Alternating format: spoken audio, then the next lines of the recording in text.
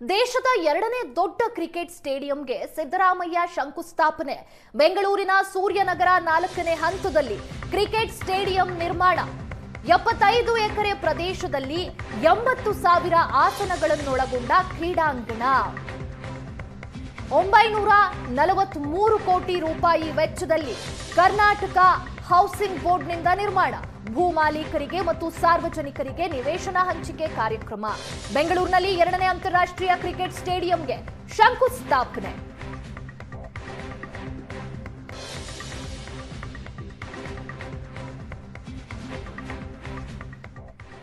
ಸೂರ್ಯನಗರ 4ನೇ ಹಂತದ ಕೋನಸಂದ್ರ ಬೊಮ್ಮಂಡಹಳ್ಳಿ ವಸತಿ ಯೋಜನೆ, ಹಾಗೆಯೇ ಸೂರ್ಯನಗರ 4ನೇ ಹಂತ ಕೆಎಚ್ಪಿ ಸೂರ್ಯನಗರ 2ನೇ ಹಂತದ ಮುಂದುವರೆದ ಚಾಲನೆ ಸಿಗುತ್ತಿದೆ.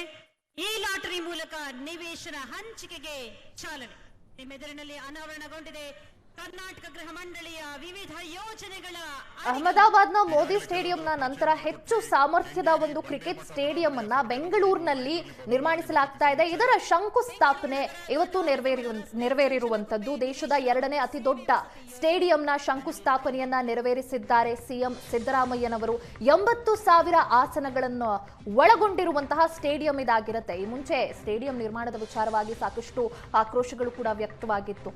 ಈ ಫಾರೆಸ್ಟ್ ಸುತ್ತಮುತ್ತ ನೀವು ಮಾಡ್ತಾ ಇದ್ದೀರಿ, ಇದರಿಂದ ತೊಂದರೆಗಳಾಗತ್ತೆ, ಪರಿಸರ ಹಾಳಾಗತ್ತೆ, ಪ್ರಾಣಿ ಪಕ್ಷಿಗಳಿಗೂ ಕೂಡ ತೊಂದರೆ ಆಗುತ್ತೆ ಅಂತ ಹೇಳಲಾಗಿತ್ತು. ಬಟ್ ಈ ದಿನ ಈ ಒಂದು ಸ್ಟೇಡಿಯಂನ ಶಂಕುಸ್ಥಾಪನೆ ಆಗಿದೆ. ಬೆಂಗಳೂರಿನ ಸೂರ್ಯನಗರದಲ್ಲಿ ಸ್ಟೇಡಿಯಂ ನಿರ್ಮಾಣದ ಶಂಕುಸ್ಥಾಪನೆ ಕಾರ್ಯಕ್ರಮ ಇವತ್ತು ಜರುಗಿದ್ದು, CM Siddaramaiah, DCM DK Shivakumar ಹಾಗೆ ಹಲವರು ಈ ಶಂಕುಸ್ಥಾಪನೆ ಕಾರ್ಯಕ್ರಮದಲ್ಲಿ ಭಾಗಿಯಾಗಿದ್ದಾರೆ.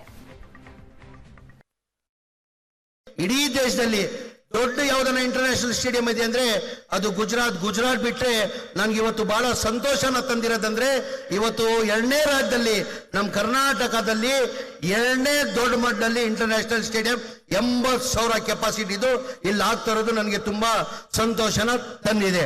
ತಮ್ಗೆಲ್ಲ ಇನ್ನೊಂದು ಬಾರಿ ಶುಭಾಶನ. ಇಲ್ಲಿ ಇರೋ ಭಾಗದಲ್ಲಿ ಎಲ್ಲರಿಗೂ ಶುಭಾಶನ ಕೊಡಿ. ಹೆಚ್ಚಾಗಿ ನಾನು ಸುರೇಶ್ ಅಣ್ಣನ್ಗೆ ಓಪನ್ ಆಗೋಳ್ತೀನಿ. ಇದು ಕ್ರೆಡಿಟ್ ಹೋಗ್ಬೇಕಾದ್ರೆ ಡಿ ಕೆ ಸುರೇಶ್ ಅವರು ಅವರಿಂದ ಇವತ್ತು ಈ ಗುದ್ಲಿ ಪೂಜೆ ಆಗಿದೆ ಅಂತ.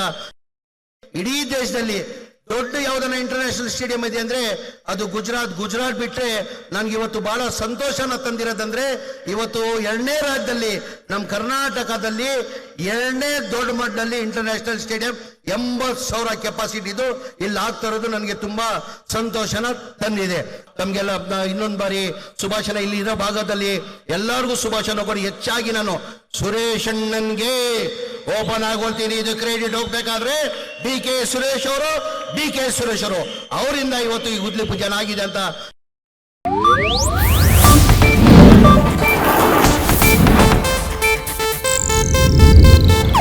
ಇದು ಏಷ್ಯಾನೆಟ್ ನ್ಯೂಸ್ ನೆಟ್ವರ್ಕ್ ಪ್ರಸ್ತುತಿ.